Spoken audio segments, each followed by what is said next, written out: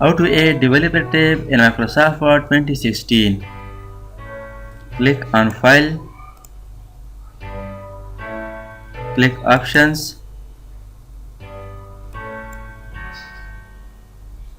click Customize Ribbon, and then under Customize Ribbon, select Developer. Checkbox, click OK. You see that developer tab is available now on the ribbon.